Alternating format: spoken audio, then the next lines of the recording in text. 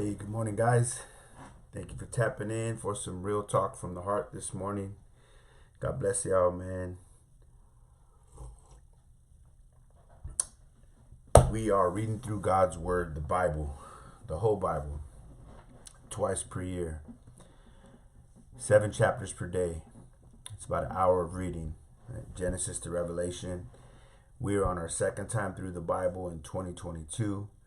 And our 7 chapters this morning are 2 Chronicles, chapters 26 through 32. And our devotion this morning is from 2 Chronicles 28, verses 22 and 23. This is in the reign of King Ahaz. And I want to read this to you, and then we'll jump into our real talk this morning.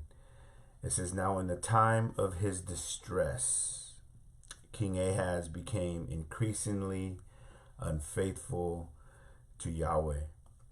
This is that King Ahaz, for he sacrificed to the gods of Damascus, which had defeated him, saying, because the gods of the kings of Syria helped them, I will sacrifice to them. It says that they may help me, but they were the ruin of him and of all Israel." This morning, as I was sitting here in my study, spending some quiet time with the Lord, I found myself coming back to this passage here, and specifically this phrase, "the times of his distress," and just thinking about how that is a reality of life, man. Distressing times come to all of us. We all go through times in life, man, where we are distressed, stressed out, man. We are overwhelmed with anxiety. We're overwhelmed with, different situations in life. Man, these things happen to all of us. Sometimes these distresses or this distress comes from our own fault, right? We're at fault for the distress that we're going through, maybe through disobedience to the Lord, or just very selfish, decisions that we, make. And now we've got to deal with the consequences, and the consequences are distress. And other times, man, the distress in our lives just comes from living in a fallen world, man. We live in a fallen world. This world is fallen. This world is under the sway of the wicked one. This world is walking the sway, walking the course of the prince of the air, the sons of disobedience. And so sometimes we've got to deal with the sons of disobedience as they live out their disobedience. It has a negative effect on us and causes distress to our lives. But the fact is that distressing times come to all of us. The point that I want to make this morning, as far as my devotion and what spoke to my heart, was be careful how you distress, man. Be careful how you distress from the distress. Because here you see King Ahaz, in the time of his distress, it says he became increasingly unfaithful to the Lord.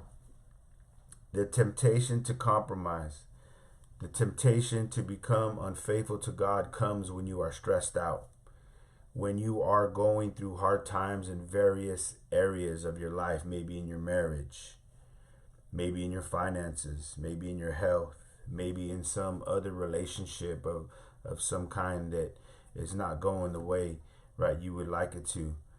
And so you become stressed out, man. The blood pressure rises, man, and you just have that overwhelming feeling. And so you feel like you just can't take it. It's during those times, the temptation to compromise, the temptation to become unfaithful to God, it's during those times that we really got to be right on the lookout. We really got to be right on our spiritual toes, as they say, because, man, temptation is coming. It's coming, no doubt about it. And other times is when, man, we're going through maybe some tragedy. Maybe we've suffered some tragedy in life, maybe even the death of a loved one. And, man, we're just living with the anguish in our hearts, the pain in our hearts. And the temptation is to turn to intoxicants for relief, right? The temptation is to turn to, maybe smoking a bowl, or, getting high, or maybe taking pills, or we start to drink because we get just a little bit of momentary relief. But guys, I want you to see that here in this text, King Ahaz, he was going through those distressing times. He became increasingly unfaithful. And what he did was he turned to the enemy. He turned to the enemy for relief. And in that which he was dependent on became his ruin. That's what it says in the text right there. It says in the text that they may help me. It says, but they were the ruin of him. The very thing that people turn to for relief, the very thing that people start relying on to help them in their season of grief, in their season of distress, it ends up ruining their lives with addiction, with, not having, the money to pay rent, not having the money to pay the car payment or whatever, because you've been pouring into that help, right, to get you through that hard time. Where you take your distress matters. Where you take your distress matters. You can take your distress to people. And listen, there are godly people who can help you through that distressing time. They could be that listening ear. They can be that listening heart.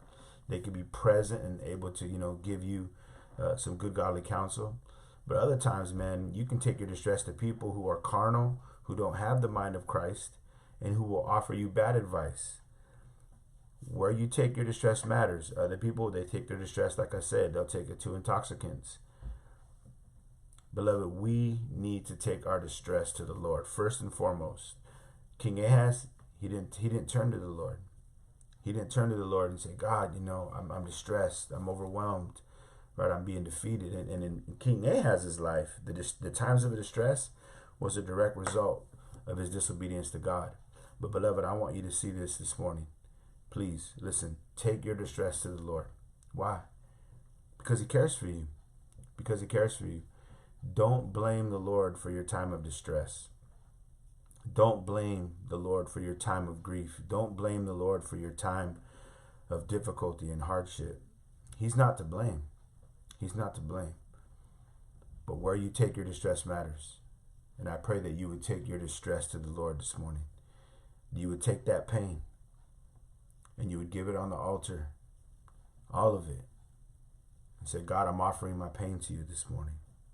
This thing that I'm going through, this stress that I'm going through, God, I give it on the altar. Lord, help me to learn from this season of distress what you want me to learn. God, I give it to you. And guys, I pray that the Lord heal you. I pray that the Lord would heal you this morning from that distress that you're going through, from that heartache, that hardship. I'm praying he would do that this morning for you. I know it's real. I'm not trying to make light of it at all. But listen, we need to take that distress to the Lord. He's the greatest help. And he's waiting for you to call on his name. Call out to him today. That load's too much for you to carry on your own. Take it to him today.